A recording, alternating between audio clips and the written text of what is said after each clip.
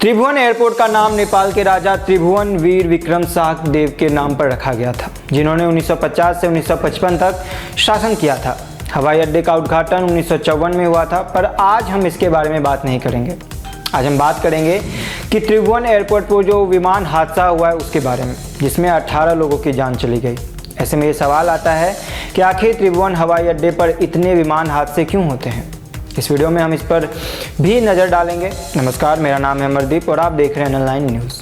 नेपाल के काठमांडू में त्रिभुवन अंतर्राष्ट्रीय हवाई अड्डे TIA पर एक बार फिर विमान हादसा हुआ है। इस दुर्घटना में 18 लोगों की जान चली गई। नेपाल में सबसे भीषण विमान हादसा 1992 में हुआ था, जब पाकिस्तान इंटरनेशनल एयरलाइंस के एक विमान के क्रैश हो जाने से 167 लोग मारे गए थे। त्रिभुवन एयरपोर्ट पर ऐसे कई हादसे हुए हैं, जिससे यह सवाल उठता है कि आखिर यहाँ इतने विमान क्यों फिसलते हैं। क्या रनवे में कोई खामी है?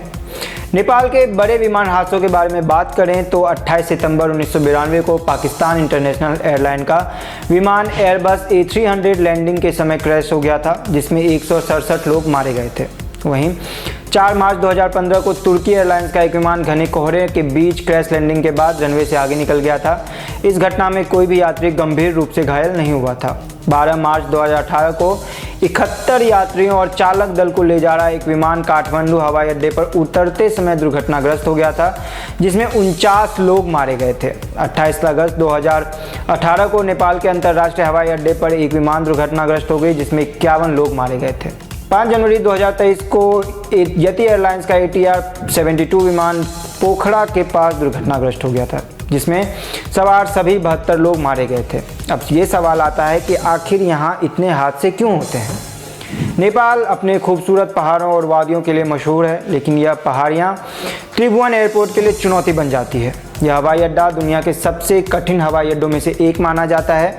त्रिभुवन एयरपोर्ट काठमांडू घाटी में स्थित है और चारों ओर से हिमालय पर्वत श्रृंखला से घिरा हुआ है। हिमालय से आने वाली हवाओं के कारण मौसम अचानक बदल जाता है, जिससे विमान की लैंडिंग और टेक ऑफ में दिक्कतें आती हैं। अब दूसरा कारण देखते हैं तो दूसरा कारण ये हो सकता है कि त्रिभुवन एयरपोर्ट पर सिर्फ एक रनवे है, जिससे हवाई यातायात का प्रबंधन मुश्किल हो जाता है। इस रनवे की लंबाई अन्य अंतर्राष्ट्रीय हवाई अड्डों की तुलना में कम है। त्रिभुवन एयरपोर्ट का रनवे लगभग 3000 मीटर लंबा है, जबकि अंतर्राष्ट्रीय हवाई अड्डों के रनवे लगभग 3500 मीटर लंबे होते हैं। ऊंचाई पर स्थित होने के कारण विमानों को उड़ान भरने और उतरने में अधिक समय लगता है, इसलिए यहाँ केवल अनुभवी पायलट को ही विमान उड़ाने की अनुमति दी जाती है। तो आपकी क्या राय है इस विषय पर हमें कमेंट करके जरूर बताएं और बाकी के खबरों के लिए देखते रहिए ऑनलाइन न्यूज़। धन्यवाद।